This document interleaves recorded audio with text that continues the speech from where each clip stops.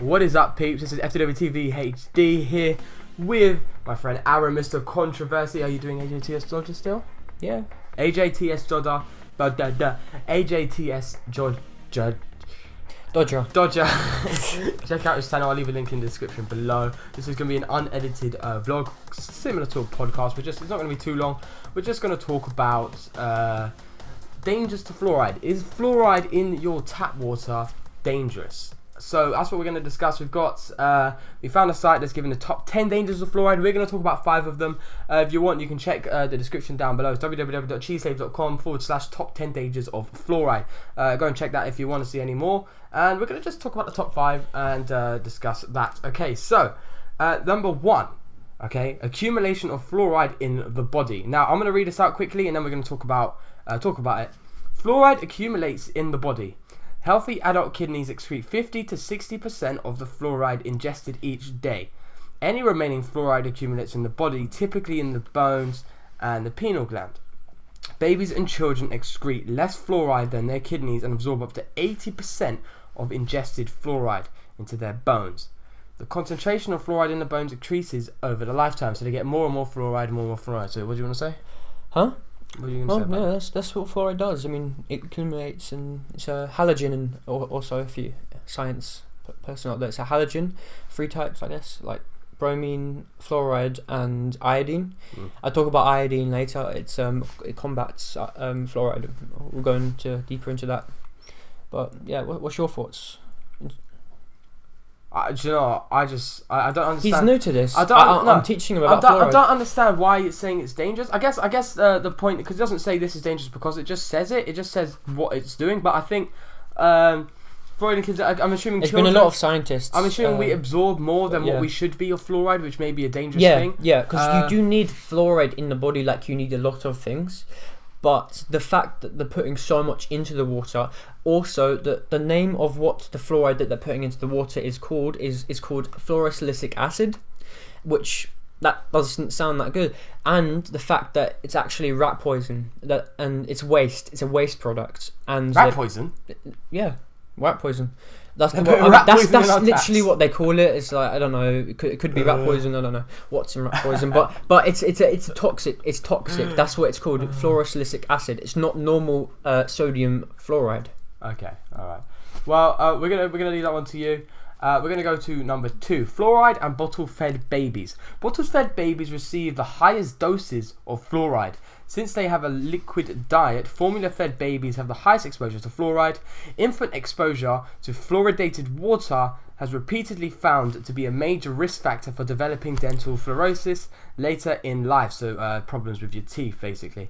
As a result, dental researchers have recommended that parents newborns with fluoridated water, when reconstituting formula, just don't use it. Just they recommended that you use low or no fluoride water at all. So that's the expert, yeah. Yeah. So what dentists recommend is that fluoride water is again. Bad. Yeah, it's bad. It's bad. It's tap water. I'm assuming because of the fact that we ingest more fluoride than we should is a bad thing. And this says the bottle-fed babies tend to have the highest dosage of. I think because they get them young. We'll get into that later. Why they want to give probably bottle-fed fluoridated bottle stuff. Yeah, but to babies. We'll get into that later on different points. So anything like tap water, if you're bottle feeding your baby, they recommend that you use low or no fluoride water. So basically, bottled water, fresh water, clean water, or what's it called? Filtered. Yeah, filtered water. Filtered water. Good. That's what they're recommending. Yeah, like Pro, that's a good one. I that filters it, because there's not many filters that. I'm still drinking water. I'm still gonna drink water. All right, water's good for you. Number 3. Don't get me wrong. Number 3, guys. Fluoride and reproductive problems. So you can probably figure this out. It's pretty self-explanatory. Fluoride given to animals at high doses destroys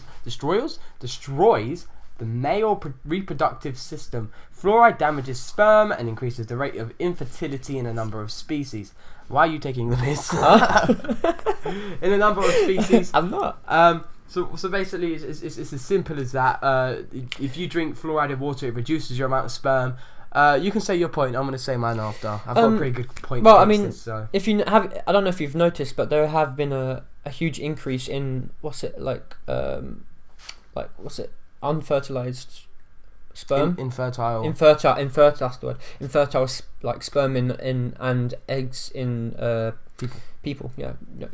It's in the increase. It's going up. It's in the high increase. Yeah. So I'm assuming this is. If you've noticed, I mean, yeah, and then fluoride as well. It also does like a lot of other things that I mean, if you've noticed a lot of increases in bone cancer and thyroid cancer and other problems with the thyroid and all that, you know, it literally is not good. But that's but I mean, they are putting a lot of fluoride into the water. I mean, you do need a bit of fluoride, but not. Yeah. What they're putting in, you know, that's not. All right. Okay. So my point is, okay, it's just for this one.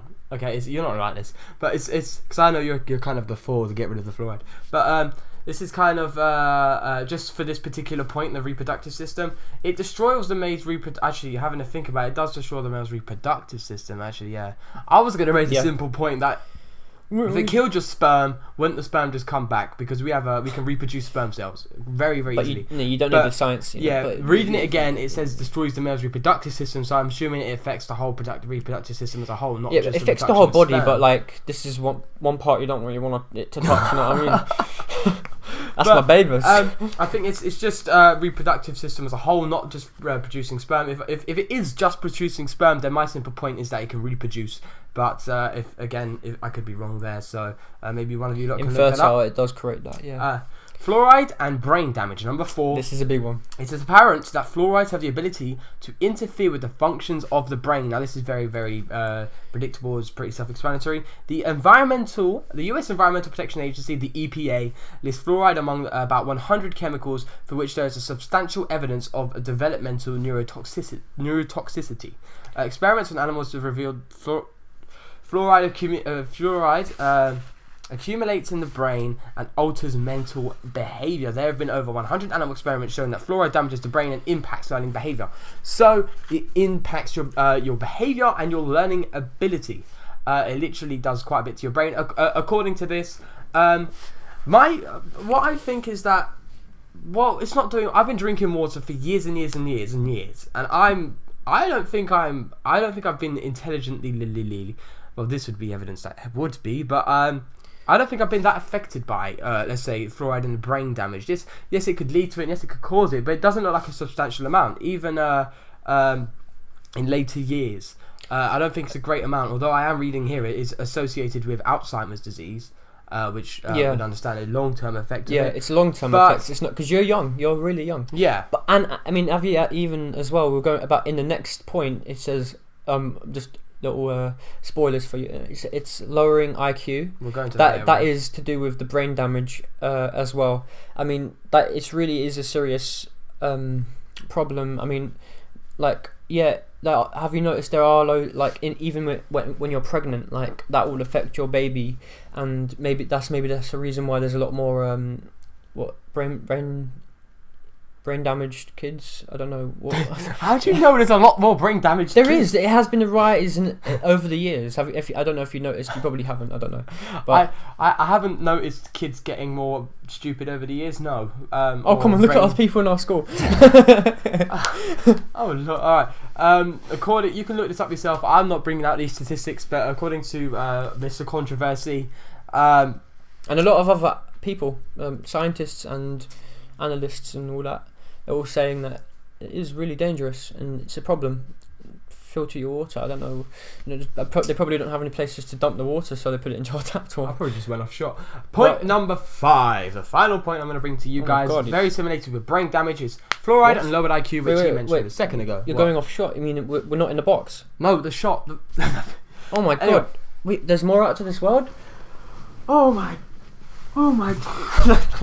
Sorry. Go on. Okay. Fluoride and lowered IQ. The final point, guys. The final point, okay? There have been 24 studies from China, Iran, India, and Mexico that show association between fluoride and exposure in reduced IQ. One research team estimated that fluoride may lower an IQ by at 1.1 ppm, which is parts per million, while a recent study found lowering of IQ in children drinking water at levels ranging between 0.3 to 3 parts per million. So again, it's just reducing your IQ, not by a substantial amount. It's not by a great amount, although it's showing it. It's still affecting it. Yeah, which could link to the kind of the brain. That's damage. Remember, intelligence. Remember, also they've been doing this for years. Like they've been doing this since the 60s, 70s. Yeah. So imagine that over time, what that does. Okay, say if they start doing it in the 1970s, that first generation won't be affected that much, but what happens to the next generation, and then the next generation after that? What happens after that? It's going to be a it's going to be like effects. Like you have to worry about your next generation, not about yourself. I mean, come on, one generation won't do much, 2 generations not much, but it's still there. It's going to affect over time. Oh, okay. You get that? Okay. All right, guys. That is it for the video. There's loads of other points as well. Yeah. On the website, go check it out. Go check it out for the other down points below. In the comment section down below, let me know what you want me to speak about next. In my view, leave a like as well. Thank you, that'd be appreciated a lot. Slap that like button in the face. And that's pretty much it. Thanks for watching, guys. Peace.